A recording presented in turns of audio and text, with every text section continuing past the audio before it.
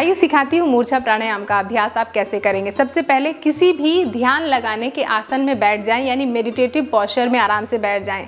ये ध्यान लगाने के आसन चाहे तो सुखासन हो सकता है, या कि फिर वज्रासन हो सकता है, अर्ध पद्मासन हो सकता है, पद्मासन हो सकता है, सिद्धासन हो सकता है। जिस भी आसन में बैठना आप कंफर्टेबल महसूस करें। फिर उसके बाद अगर आपने कोई आसन का अभ्यास किया है या हार्ट बीट आपकी बढ़ी हुई है तो सबसे पहले आपको शवासन में रिलैक्स करना है, ताकि आपकी हार्ट बीट जो है बिल्कुल शांत हो जाए, रिलैक्स हो जाए। अब जल्दबाजी में इस प्राणायाम का अभ्यास मत कीजिएगा।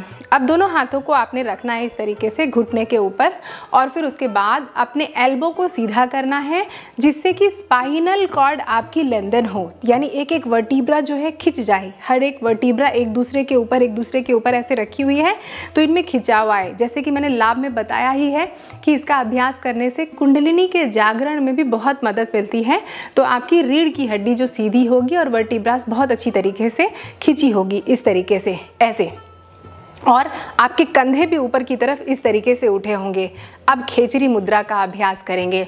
जीभ को टर्न कर दिया ऊपर की तरफ और चेहरे को स्लाइटली ऐसे उठाते हुए उज्जाई प्राणायाम का अभ्यास करेंगे, और तुरंत हम शांभवी मुद्रा लगा लेंगे। किस तरीके से?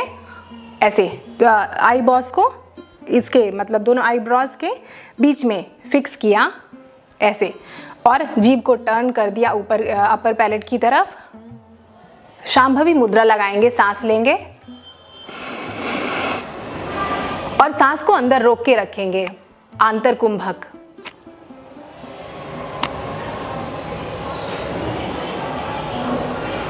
और फिर उसके बाद धीरे से अपने चेहरे को सामने की तरफ, नज़रों को धीरे से फ्लोर की तरफ, फिर आंखों को बंद कर लें और अपने शोल्डर्स को जो है तो रिलैक्स होने दें और नॉर्मल ब्रीदिंग करें।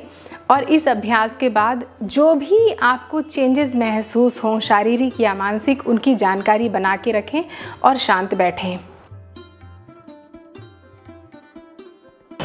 इस अभ्यास को करते वक्त आपका कुंभक पर पकड़ जितना अच्छा होगा वो इतनी अच्छी बात है। अगर सांस को जितना अंदर आप ज़्यादा देर तक रोक सकते हैं, मूर्छा की अवस्था या बेहोशी की अवस्था को उतनी ही अच्छी तरीके से आप महसूस कर पाएंगे। अगर आपको सीखना है कि कुंभक किस तरीके से करते हैं तो मैंने इसके लिए सेपरेट वीडियो बना रखी है, उसका लिंक मैं नीचे डिस्क्रिप्शन में दे दूँगी। फिर से करते हैं। आपने अपने दोनों हाथों को घुटने पर रखा, अपने दोनों हाथों को एल्बो से सीधा किया, कंधों को उठा लिया, खेचरी मुद्रा लगाई, उज्जाई प्राणायाम किया और शांभवी मुद्रा लगाई, सांस लिया और सांस को अंदर रोक लिया।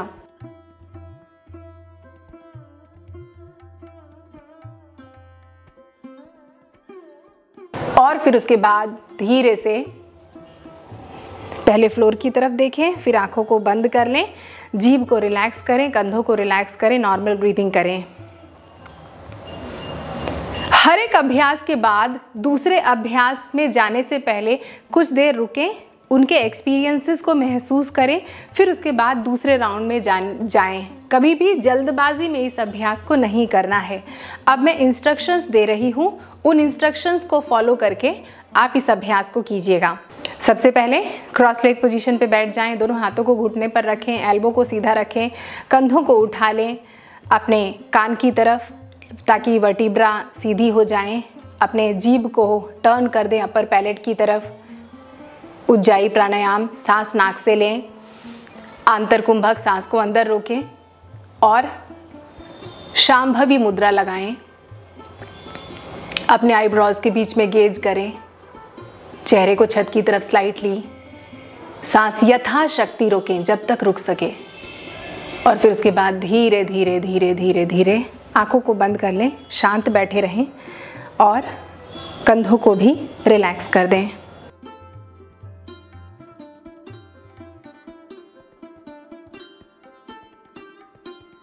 तो इस अभ्यास को करना इतना आसान है, ये तो दिख रहा है, लेकिन इसको कभी भी जल्दबाजी में नहीं करना है। आराम आराम से अभ्यास करना है। अगर आपको ये 4 अभ्यास जो हैं खेचरी, उज्जाई, आंतर कुंभक और शांभवी ना समझ में आए हों तो इसकी सेपरेट मैंने वीडियो बनाई हुई है, उसका लिंक मैं नीचे डिस्क्रिप्शन में दे दूंगी। इन सारी वीडियोस को देखिए, अच्छी तरीके से समझिए, फिर अभ्यास कीजिए। या कि कोई गुरु आपको मिल जाए तो इससे अच्छी कोई बात नहीं हो सकती है। अब बहुत से लोगों के मन में सवाल आ रहा होगा कि ये जो बेहोशी की अवस्था महसूस क्यों होती है। ये बेहोशी की अवस्था महसूस होने का एक सबसे बड़ा कारण है कि जब आप इसका अभ्यास कर रहे थे प्राणायाम का, तो आपके गर्दन पर इस तरीके से सामने की तरफ तो खिंचाव आ रहा है और पीछे की तरफ दबाव आ रहा है। तो ये जो गर्दन की, गले की जो रक्त वाहिनियां हैं, इन पर दबाव पड़ता है, जिससे कि कपाल कोटर यानी कि कैरोटिड साइनस पर दबाव घटता और बढ़ता रहता है, जिसकी वजह से आप ये बेहोशी की अवस्था महसूस करते हैं।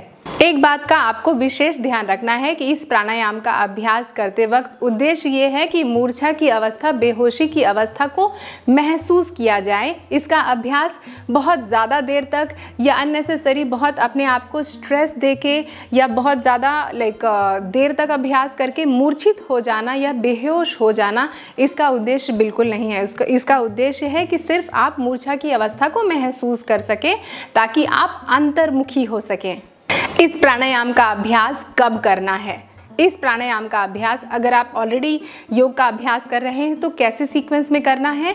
सबसे पहले आप आसनों का अभ्यास कर लें, फिर उसके बाद अपने प्राणायाम का अभ्यास कर लें और ध्यान से पहले मूर्छा प्राणायाम का अभ्यास किया जा सकता है। या कि इस प्राणायाम का अभ्यास आप सोने से भी पहले करते हैं तो भी आपको अच्छी नींद आने में बड़ी आसानी होगी।